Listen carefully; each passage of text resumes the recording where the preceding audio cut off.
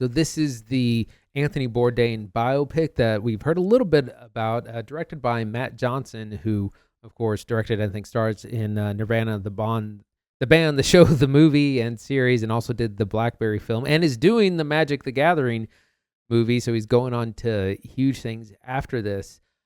Interesting approach to this. A lot of people hold Anthony Bourdain in reverence, who, of course, was a well-known chef and food personality, wrote a famous book, went on to do several TV shows, tragically died by suicide several years ago. So how do you tackle such a big personality? And they've chosen to do an incredible summer in the life of Anthony Bourdain. 19-year-old Tony, played by the great Dominic Sessa, who we met several years ago for The Holdovers. That was his breakout role, speaking about people who have broken out. And we find him at the end of maybe his sophomore year of college. He's applied to this writing fellowship. He doesn't get it. He falls through. And man, he's just like, he's so unlikable at the beginning of this movie. He's so insufferable. He lies to everyone. He steals. He's so full of himself. He's so confident about who he thinks he is and what he's getting away with. He ends up chasing this girl named Nancy, played by Amelia Jones, to the Cape Cod area, Provincetown, gets stuck there, gets thrown out of a bar, gets beat up, and the local chef, played by Antonio Banderas, doesn't take him under his wing, but it was like, hey, I need someone to wash dishes, and if you're gonna sleep on in my hammock, you need to do some work. And so it's almost like an anti coming of age story, because it's like nothing goes right for like the first half of the movie, but he ends up being in this restaurant, having a bit of a found family moment, doing a lot of growing up, having a number of mentors, both good and bad, and learning good and bad things from everyone, and really comes into his own, discovers a lot about himself. And while that might sound cliche, I feel like the movie sidesteps a bunch of those kinds of coming of age story cliches and gives us, I think, a really insightful biopic too. I forgot that this was even about Anthony Bourdain after a while, because the character is so interesting. Lots to talk about. Great performances. Zach, what do you think? Dude, I did the same thing. I forgot this was an Anthony Bourdain movie until the end, and I was like, oh yeah. But it's awesome. I like this movie. It's not perfect. It's got problems, but I like it. It feels like a great, I don't know, summer flick, right? Yeah, about this young kid who's mad and depressed and has just burnt every last bridge to get out to this place and has nowhere to go. He has nobody to stay with, no money. Like, he has no options. He has torched himself all summer getting out to Provincetown. And then he ends up making a fool of himself at a restaurant.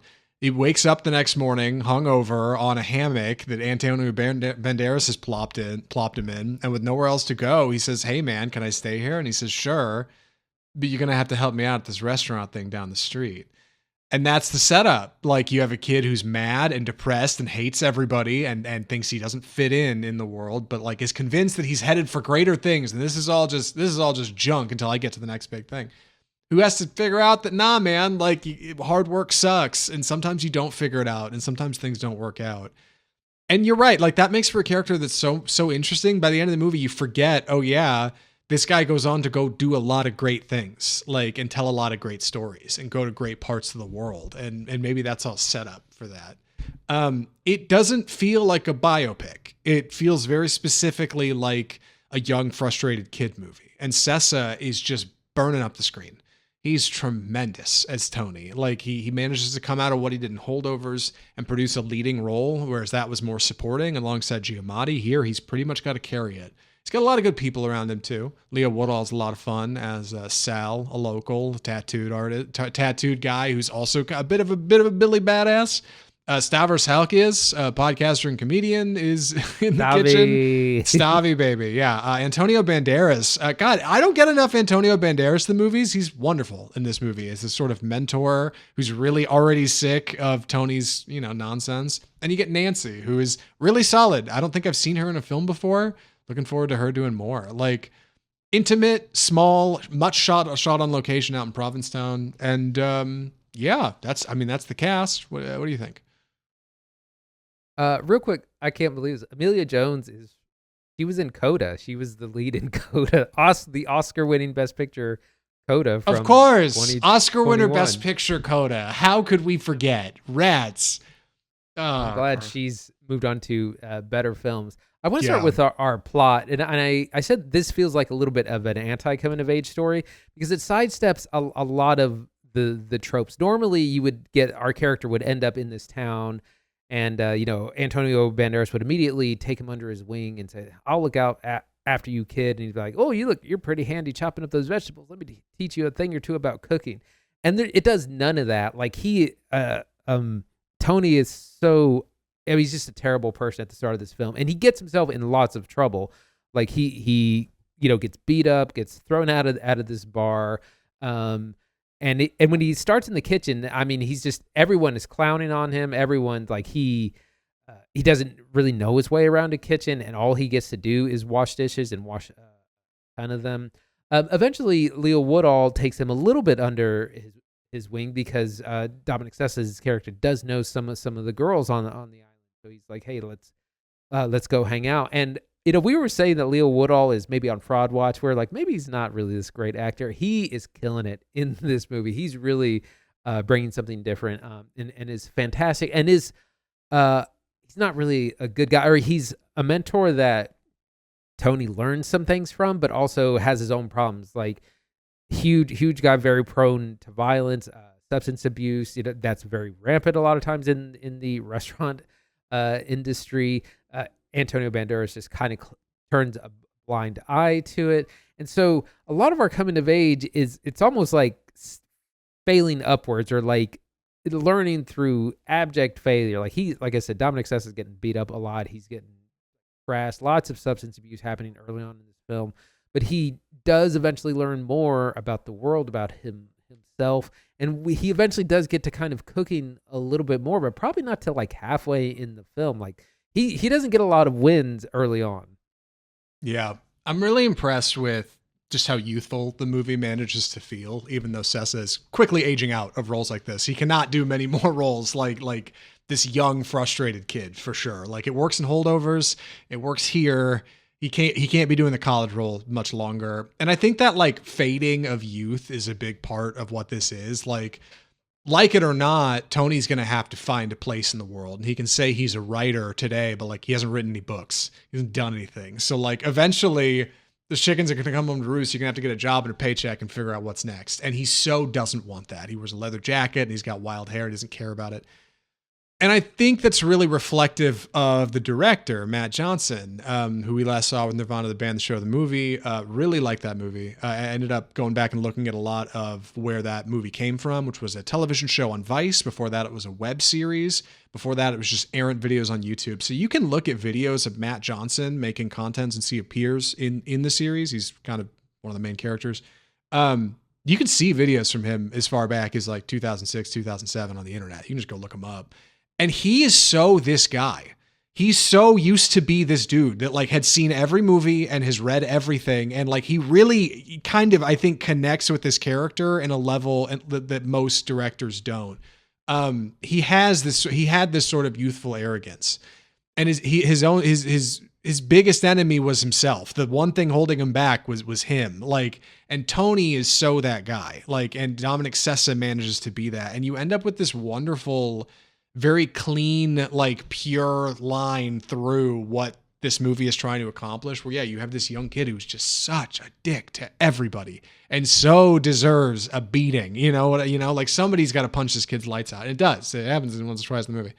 But he also learns a lot and he grows a lot. And while I do think the movie's got some pacing problems, especially in the back half, Tony just feels like he has no direction. There's no promise of what's happening tomorrow. He has no job. He has no phone. He has no light, like no sense of where he's headed. And the movie starts to feel that way a little too. In its leaner moments, when it starts to grow long, you're like, where's this going? Like, where are credits going to happen here? Where are we going to end up? And it ends up being really magical when you get to the end and go, oh yeah, this is an Anthony Bourdain biopic. The fact that it manages to stand on its own and be its own thing, I think, is a testament to just how good it is. Right. And I expected that this was going to be like some Karate Kid, Mr. Miyagi, Danielson kind of thing with Antonio Banderas, and that's not what happens. Like I said, he kind of doesn't take him under his wing at all for most of the movie. And at the beginning, it's very kind of like, well, I need someone to wash dishes, and you're a warm body that happens to be here. That's what you're doing. That's all you're doing. And there's just a number of kind of mentors and people that he sees himself that he could be. He could be like Leo Woodall's kind of drug using, womanizing character. He could be like Antonio Banderas as the chef that never was. And he's both inspired and also kind of terrified of these people. Like there are good and bad things he's learning from everyone around him. And it makes him really look internally to decide what does he want to do? What does he want to be? Yeah, that found family element really swings in hard in the back half. And also great needle drops, solid music by Jay McCarroll. Any other thoughts or recommendations? I think I'm ready. Andy, would you recommend Tony? I absolutely would. I really enjoyed this. It really turned out to be a lot deeper than I expected from this kind of coming of age film that we've seen a whole lot of times. Incredible performance by Dominic Sessa, who just can't miss, as well as our supporting characters with Leo Woodall, Antonio Banderas, Amelia Jones, and Stavi baby, and more. It's 100 minutes. It flies by. Great film. Highly recommend. Yeah, tons of fun with this one. Great summer flick. Great I'm depressed and can't connect with anybody movie. Lots of fun. Tony's a good time. Go see Tony. Wait for it to come to streaming if you're not into it in the theaters. But if you can, get your popcorn. Go check it out. It's a lot of fun. We got to talk about television, which we don't often talk about on this show, but more now so than ever before. I say not often, and we totally do. Yeah, what do we call this segment? It's not, I almost said the trailer park. It's time for the TV corner. So we got a number of things we want to talk about, some TV news, and then we're going to talk about Lanterns, episode 1 and 2, the new Green Lantern show from DC.